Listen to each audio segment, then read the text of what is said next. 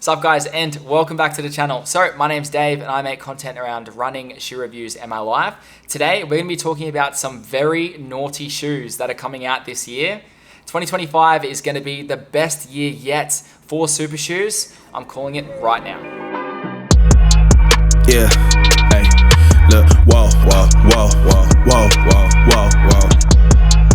Yeah, whoa, look, hey, I've been talking the truth in the zone. Yeah, I was calling them too, but they gone. I have nothing to do with no phonies. I'm only gonna give them the real on the song. I've made a list of all of the hottest shoes that are coming out this year, and I'm going to do everything in my power to actually try all of these. Well, maybe all except for one, just because the YouTube ads, they ain't hitting hard enough for this one, unfortunately.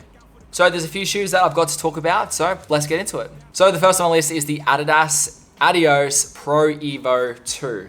I'm excited about this one, but not in the sense of I'm really excited to try it. I mean, obviously I would really love to try it, but probably never will.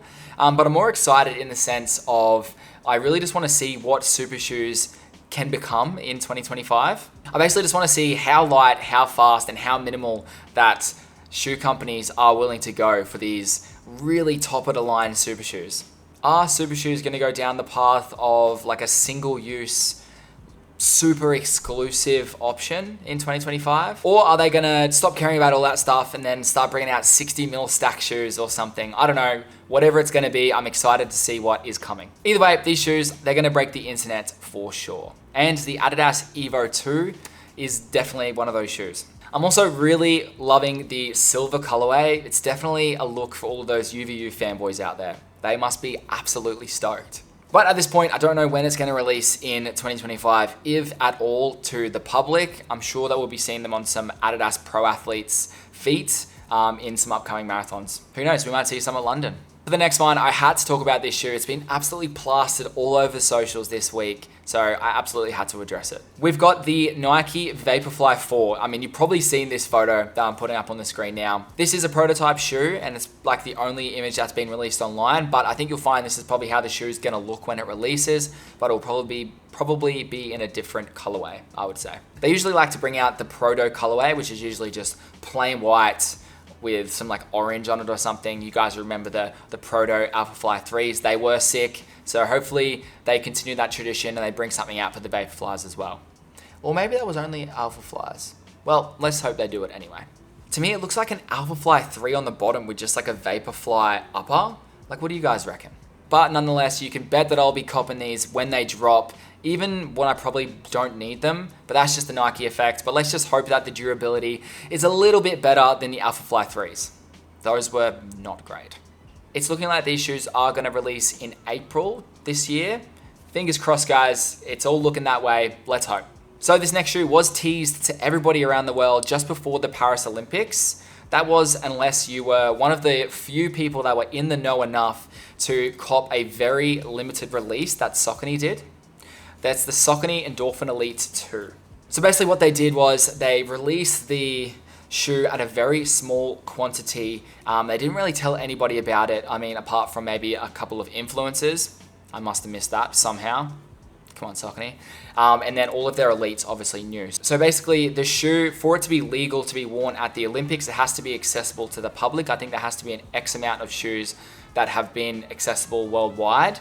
So that's why they released that super limited quantity so that they could essentially have their athletes wear the shoe in the Olympics. So if you're a pleb like me and didn't have any idea about it, you're just gonna have to wait until March. Hopefully March 1st this year is when they're looking at dropping them. This upgrade, it comes with Saucony's brand new next generation Superfoam, which is meant to be like a lot softer and bouncier than the previous one. It also comes in at under 200 grams, which is amazing. I'm not sure how I feel about it being softer. I think one of the biggest strengths about the Elites was that it was a little bit firmer and was really responsive, and it was kind of stable in my opinion. And that's what made the ones in my top 3 races of all time. I've read some reviews online saying that it is too squishy, the foam is too soft, therefore making it unstable around corners.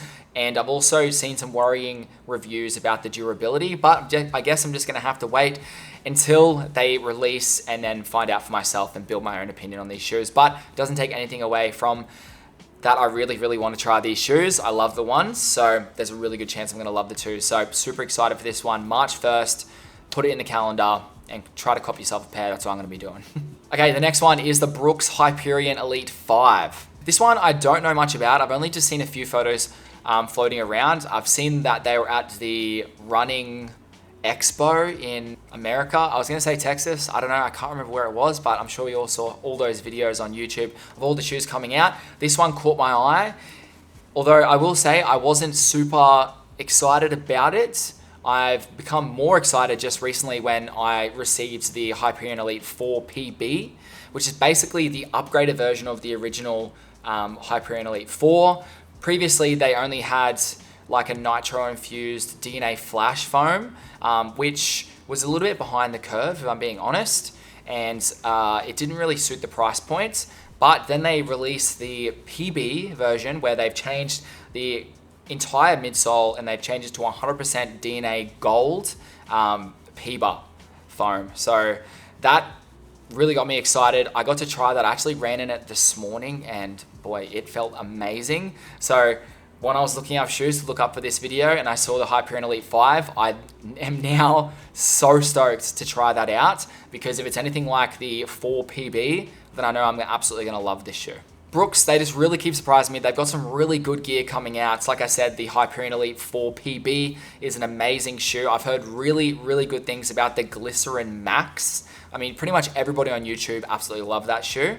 Hopefully, July this year, we're going to see this shoe released. Brooks, keep it coming. Oh, and you'll definitely be seeing a full review of the Hyperion Elite 4 PB as soon as I put some more Ks in them. But yeah, spoiler, I'm loving them. Okay, the next two shoes I'm putting together because they're both from the same company. They're both from On, and they're both shoes that I'm really excited for.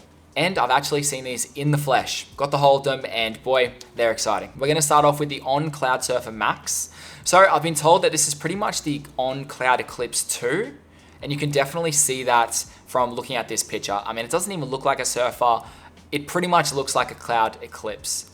And I absolutely loved the Cloud Eclipse. Oh, and great news, I've been told that they've fixed the squeaking noise. Hallelujah, they fixed the squeaking noise. So yeah, I'm very excited for this. They wanted to keep the Surfer name alive, so they've gone with the Cloud Surfer Avenue, and I think they've pretty much gotten rid of the Eclipse Avenue, but as you can see, it pretty much is just a Cloud Eclipse 2, which is great. Okay, moving on to the next shoe. See what I did there? We've got the OnCloud Boom Max. So On have basically designed a super shoe for the average runners who are aiming for a slower marathon time of around 4 to 5 hours. It's a max cushion shoe that prioritizes comfort. It's a genius move from On. Because you're not really supposed to be wearing super shoes if you're running 4, 5, even 6 hours, especially at a marathon pace. If your marathon pace is 4 to 5 hours, that's more of a jog. Those super shoes are made to be running fast, made to have you up on your toes. So you're gonna end up getting a lot more beat up than you need to be. And the shoe actually isn't gonna be improving your performance like you probably would have hoped. So that's where this Cloud Boom Max comes in. And this is exactly why On has designed this shoe.